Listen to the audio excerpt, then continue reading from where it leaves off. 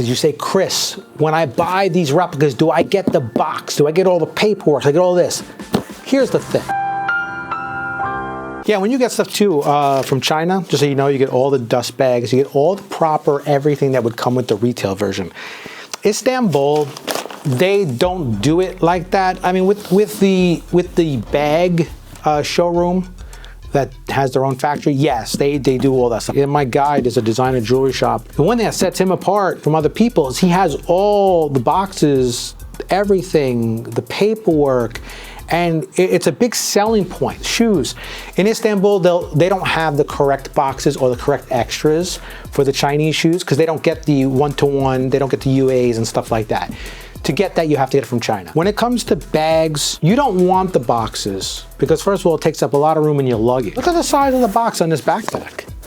I mean, look at the size of this thing. Most countries allow fakes, replicas, copies, whatever you want to call them, for personal use. But if you have it in a box and you have paperwork and it's unused or it looks like it's unused, they look at you like, why do you need the box for if it's yours? Because they look at it as a couple of different things.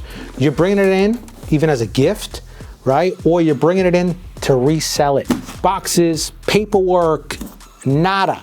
Takes up too much room and also causes problem at customs. The duster bag, and then you got the tissue paper, and then they're like, oh, the shoe is in the bag, and then they're like, what is this? Oh, paperwork. Oh, there's a price on here. Oh, we need to tax them on that price. And they know it's fake. They most likely know it's fake. Now, if it's a high-end replica like this, some airports, they actually have people that authenticate. Watches, jewelry, handbags. If it's fake, they might seize it from you because you have the box on the paper. And if they decide, oh, it's real, you got to pay the tax, and they have paperwork in here. So you're going to get billed off of this. So I do not recommend boxes, people. Now, some guys, you want your watch boxes, right? There are some cool watch boxes out there.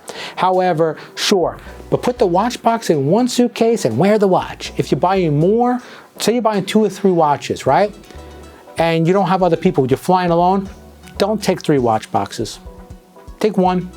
And then you can have them send you the other 2 watch boxes, something like that. Or you can order them online from China.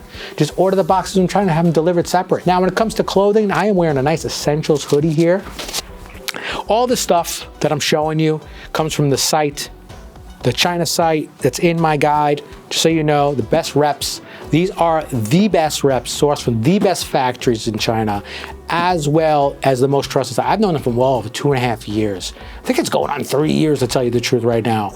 And that's like their thing. Like some people say to me, oh, Chris, that seems a bit high. I'm like, reps in China, like real reps, are expensive. This is a very trusted place. So while that it's very trusted, that's one of the problems from ordering online is that most people get ripped off, get scammed. You get sent lower quality shit, or they just take your money and run. So this is one that I could say, it is a very trusted place.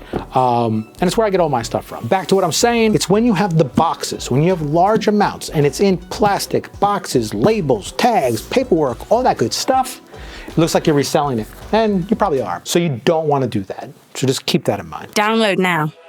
The ultimate guide to Istanbul.